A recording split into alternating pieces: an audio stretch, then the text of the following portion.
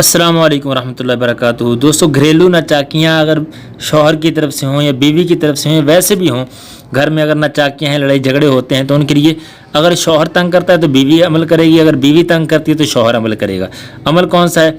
आपने इशा के बाद या मुमिनु, ये अल्लाह पाक के नामों में से नाम है या मुमिनु, ये 1100 मरतबा अव्वल व आखिर दुरूद शरीफ पढ़ के तसव्वुर जमाए कि मैं अर्श के साये में हूँ और मेरा शौहर अर्श के नीचे है।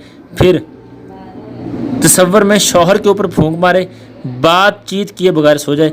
अगर बीवी तंग करती है तो शौहर इस तरीके पर अमल करे और मुद्दत ताहसूल मुराद, यानी जब तक मुराद पूरी नहीं होती तब तक ये अमल जारी रखे। उसके बाद दूसरा अमल है या मानिउ या मुअती, ये भी अल्लाह पाक के नामों में से नाम है। ये 20 मरतबा बीवी नाराज़ हो तो शौहर, अगर शौहर नाराज़ हो तो बीवी सोने से पहले बिछौने पर बैठ कर पढ़े, इंशाअल्लाह अज़्ज़ व जल सुलह हो जाएगी।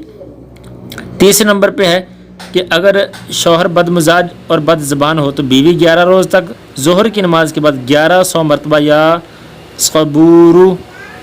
सबूरू, ये अल्लाह पाक के नाम में से नाम है। इसको आपने अव्वल आखिर 3 बार दुरूद शरीफ पढ़ के दुआ करनी है। यही अमल बीवी के लिए शौहर भी कर सकता है। और बिला इजाज़त शरई शौहर को काबू करने के लिए इन वज़ाइफ की इजाज़त नहीं है, यानी अगर वाकई इन वज़ाइफ की ज़रूरत है फिर किए जाएँ, बिला वजह ना किए जाएँ। और कोशिश की जाए कि जब आप इन औराद को शुरू करें तो कुछ ना कुछ आप सदका खैरात कर दें। इनमें से जो मर्दी आप कर सकते हैं, तीनों चाहे तो तीनों अमल आप कर सकते हैं। इंशाल्लाह घर में जो नाचाकियाँ होगी, जो लड़ाई झगड़े होते हैं, जो परेशानियाँ हैं घर में, इंशाल्लाह वो ख़त्म हो जाएंगी और प्यार मोहब्बत बढ़ेगी और इंशाअल्लाह अज़ीज़ दोबारा कभी भी लड़ाई इंशाअल्लाह नहीं होगी। जितना आप कामिल यकीन से इन अमलों को करेंगे इंशाअल्लाह उतने ही जल्दी ये फ़ायदा देंगे।